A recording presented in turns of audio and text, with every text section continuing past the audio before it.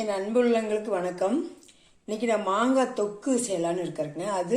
அதுக்கு கிளிமூக்கு மாங்காய் எடுத்துருக்கிறேங்க. பச்சை மாங்காய் எடுத்துருக்கிறேன். இதை நம்ம மேலே இருக்கிற தோல் சீவிடலாங்க. இப்போ மாங்காயை நல்லா கழுவிட்டு ஈரம் இல்லாமல் நல்லா நீட்டாக தொடச்சிக்கோங்க.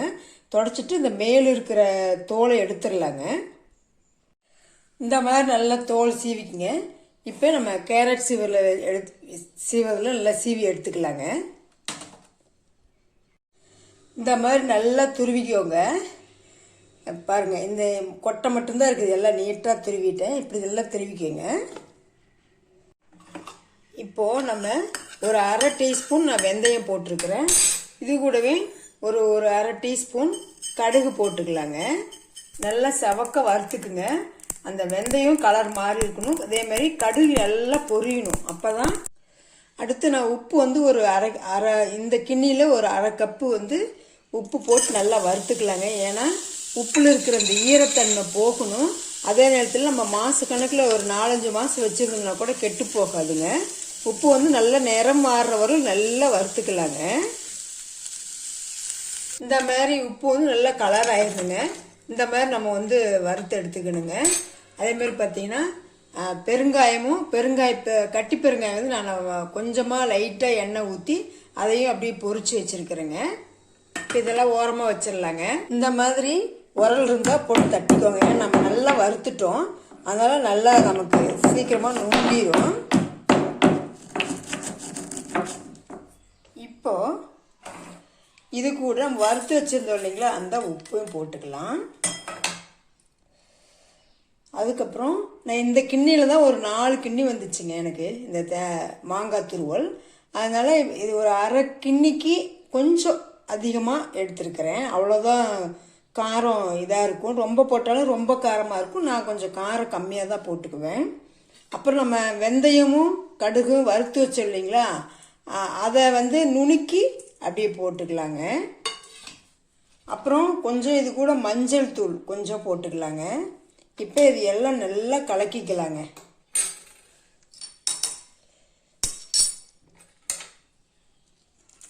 இது நல்லா கலக்கிக்கலாங்க. இந்த மாதிரி நல்லா கலக்கி வச்சுக்கங்க. இது ஓரமாக இருக்கட்டுங்க. இப்போ நம்ம ஊறுகாய்க்கு தாளிதம் கொடுக்கலாம்.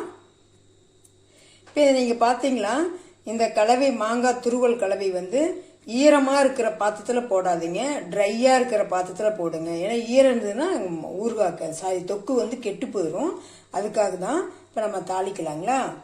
இந்த கிண்ணியில் தாங்க நான் மாங்காய் அளந்த மிளகாத்தூளும் இந்த கிண்ணியில் தான் போட்டேன். இதே கிண்ணிலே 3/4 கிண்ணி நான் நல்லெண்ணெய் ஊற்றிருக்கேங்க. ஊறுகாய்க்கு எப்பவுமே கொஞ்சம் நல்லெண்ணெய் ஊற்றுங்க, அப்போ தான் கொஞ்சம் நல்லாயிருக்கும்.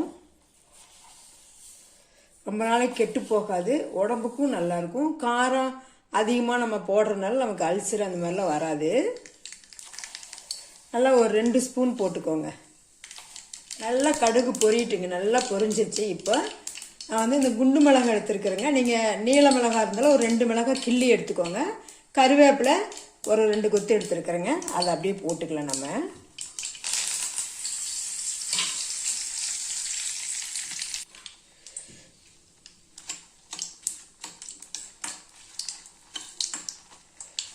நல்லா வதங்கிட்டுங்க. நல்லா வதங்கிருச்சு.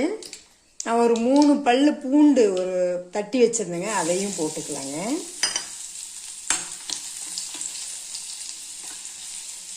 இப்போ கடுகு நல்லா பொரிஞ்சு இதுவும் நல்லா கருவேப்பிலையும் மிளகாவும் நல்லா வதங்கிக்குச்சுங்க. இப்போ நம்ம அடுப்பை நிறுத்திடலாங்க. அடுப்பை நிறுத்திட்டு நம்ம கடைசியாக நான் கட்டி பெருங்காயம் வறுத்து பொடி பண்ணி வச்சுருக்கேங்க, அதை கொஞ்சம் போட்டுக்கலாங்க.